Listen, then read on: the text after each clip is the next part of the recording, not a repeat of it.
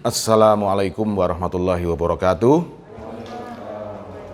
Salam sejahtera untuk kita semua. Om Swastiastu, Namo Buddhaya, salam kebajikan, Rahayu.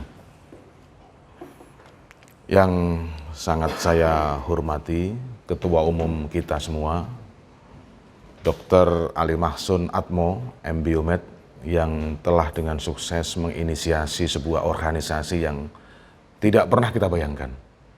Organisasi yang terdiri dan didirikan oleh lebih dari 84 asosiasi dan organisasi.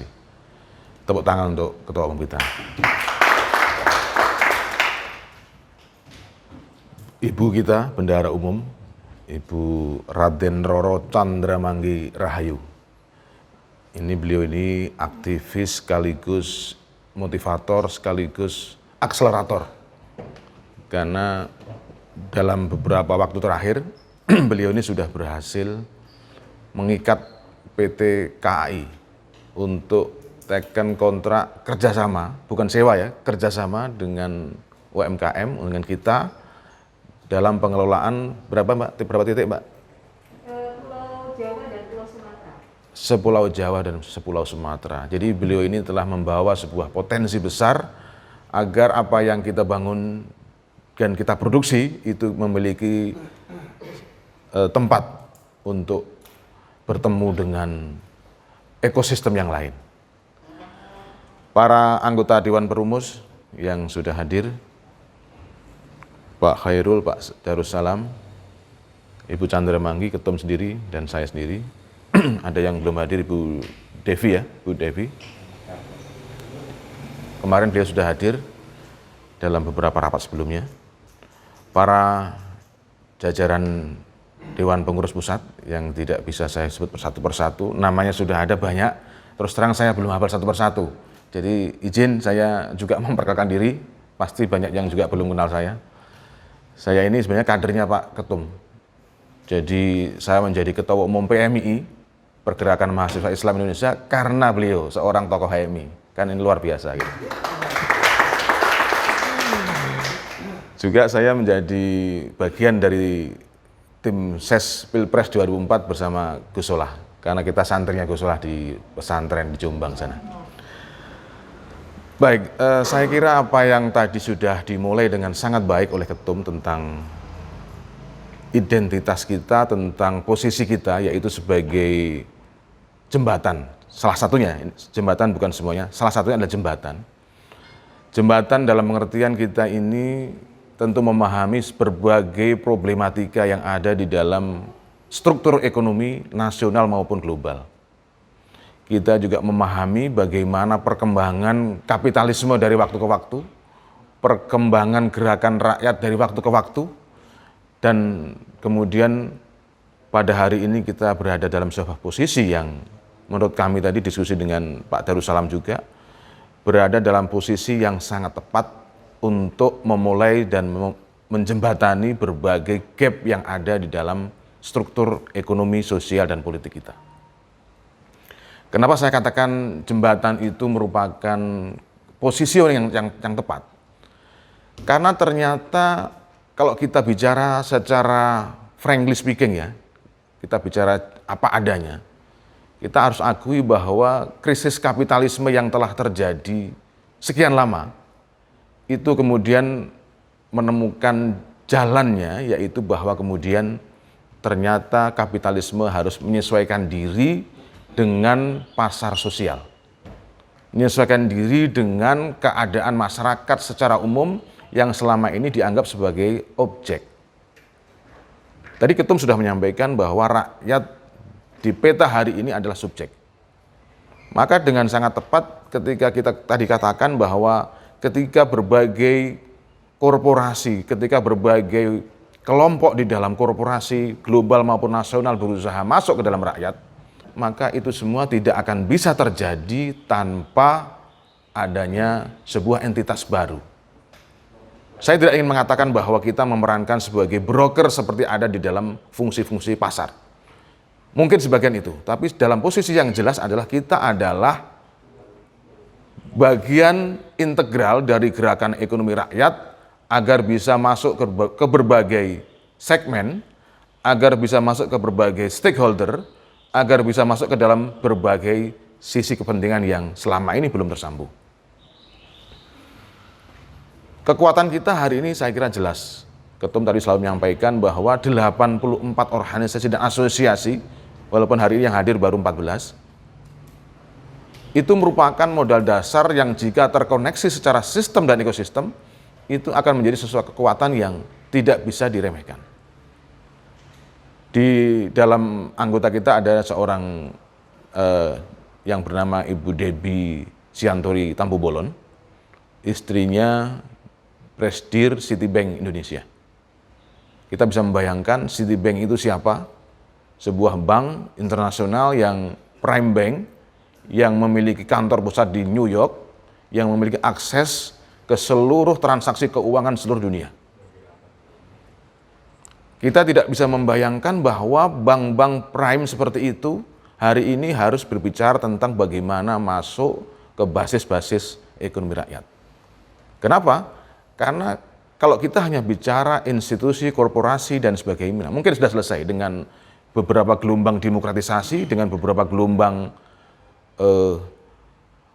masuknya IMF ke negeri kita, baik melalui SAP, Structural Adjustment Program, maupun yang lainnya, di akhir era Pak Harto, dan seterusnya, mungkin semua kanal komunikasi dan bisnis, serta ekonomi sudah selesai. Selesai dipetakan, maksudnya, dipetakan dan mungkin penetrasi.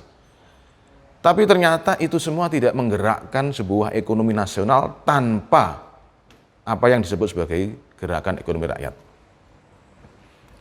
Tadi saya share sebuah video dari Hernando de Soto, seorang konsultan sebenarnya, konsultan dari IMF, konsultan dari World Bank, dan konsultan dari beberapa pemerintah negara besar dunia, yang menyatakan bahwa jika globalisasi ingin berhasil, maka dia tidak boleh meninggalkan rakyat tertinggal di belakang.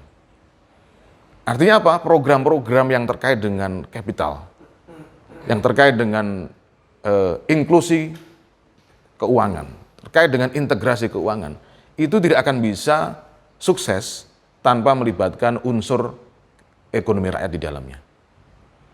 Mungkin omongan kita ini dianggap masih gerakan kiri mungkin ya. Sementara pada dasarnya justru kapitalisme sekarang telah mengalami adjustment, telah mengalami penyesuaian-penyesuaian dengan berusaha mengadopsi, berusaha menyerap gagasan kesejahteraan yang selama ini dianggap kontra kapitalisme. Justru kapitalisme tengah menyesuaikan diri, tengah berusaha masuk ke dalam sisi yang lebih sustainable. Maka kemudian ada divisi Sustainable Finance di IMF dan World Bank. Saya kira itu perkembangan yang memberikan pengakuan secara khusus terhadap eksistensi kita sebagai gerakan ekonomi rakyat. Dan saya sangat bersyukur kemudian jika kita ini termasuk yang pertama di dalam melakukan pengorganisasian gerakan ekonomi rakyat yang selama ini mungkin tercerai-berai. Kalau Ketum selalu bicara dengan adegium, kita ini ngumpulin balung-balung yang terpisah, tulang-tulang yang terpisah. Kenapa? Karena pada dasarnya gerakan ekonomi rakyat sudah dimulai sejak lama. Kalau kita bicara pra-kemerdekaan sudah ada namanya Sarekat Dagang, yang baik yang entitas etnis maupun agama, tapi semua itu arahnya adalah bagaimana membangun gerakan ekonomi rakyat kontra kolonialisme. Kemudian berkembang dalam berbagai bentuknya sampai sekarang. Nah, semangat itu mungkin membentuk karakter kemandirian kita sebagai bangsa, sebagai merah putih tadi, sebagai akumulasi dari pengalaman dan pikiran yang telah kita lakukan selama sekian puluh tahun kemerdekaan dan pra-kemerdekaan nanti. Maka kemudian saya sangat bersyukur bahwa entitas kita ini diwakili tidak hanya oleh satu kelompok etnis, satu kelompok agama, tapi dari berbagai kelompok etnis, agama, daerah, dan seterusnya. Profesi dan seterusnya. Jadi ini merupakan sebuah rumah besar. Sangat tepat Ketum mengatakan ini rumah besar. Rumah besar gerakan ekonomi rakyat. Nah, ini akan menjadi satu titik pijak kita ini menjadi jembatan, menjadi rumah besar, dan seterusnya kita ini adalah akselerator. Kenapa ketika kita semua bicara hari ini tentang digital ekonomi, pemerintah bicara transformasi digital, memaksa transformasi digital kepada rakyat, maka sebenarnya kita sedang membuat rakyat itu semakin terasing dari struktur ekonomi sendiri. Kenapa? Karena ketika kita bicara digitalisasi, terus terang digitalisasi yang main juga kelompok-kelompok yang tadi saya sebut berusaha melakukan penetrasi secara total tadi. Karena itu kemudian kita juga harus menyesuaikan diri dengan bagaimana kelompok ini bisa, entitas ini bisa mempercepat di sisi gerakan ekonomi rakyat, digitalisasi tapi yang berpihak kepada subjek tadi. Jadi ini bukan sembarangan omongan, subjek ini bukan sekedar kita jargon, tapi memang betul-betul kita menyadari problematika kita menyadari jebakan-jebakan dari proyek-proyek bantuan yang sekarang ini masuk di dalam salah satu rekomendasi solusi yang sebenarnya juga tidak memberikan solusi, karena dalam jangka panjang kita tetap akan dianggap dalam kerangka kapitalisme adalah kelompok yang tidak bisa adjust dengan kapitalisme atau dengan permodalan tadi. Nah, itu sebagai salah satu pengantar dari saya, karena pada dasarnya kita hari ini ingin sharing ya dengan para tim perumus dan juga para asosiasi dan para pengurus yang lain tentang bagaimana kita memposisikan diri di era yang tadi penuh dengan satu sisi ada peluang, tapi sisi lain juga ancaman terhadap sisi ekonomi rakyat yang akan tergerus oleh digitalisasi jika kita tidak mampu melakukan akselerasi dan melakukan upaya untuk menjembatani dengan aktor-aktor lain yang saya kira bisa bersama-sama bersinergi di dalam program kemandirian, kedaulatan ekonomi rakyat ini. Mungkin demikian dari saya, Mas Egy. Saya berharap nanti dari tim perumus yang lain, ada Pak Khairul, ada Pak Anam, dan seterusnya, bisa juga berkontribusi, juga termasuk para pimpinan atau para sekarang sudah menjadi satu ya, jadi para pengurus yang lain untuk juga membantu memposisikan diri kita sehingga langkah-langkah kita ke depan itu berangkat dari satu positioning yang tepat, strategi yang tepat, dan taktik yang tepat. Saya kira itu pengantar dari saya. Tadi juga ada Pak Husein ya yang bergerak di daur ulang. Saya kira para politisi juga perlu didaur ulang, Pak. Para elit negara ini juga perlu didaur ulang sehingga terjadi permajaan kembali. Mungkin demikian dari saya. Terima kasih. Billahi taufiq wal hidayah. Wallahul muwaffiq ila aqwamit thoriq. Wassalamualaikum warahmatullahi wabarakatuh.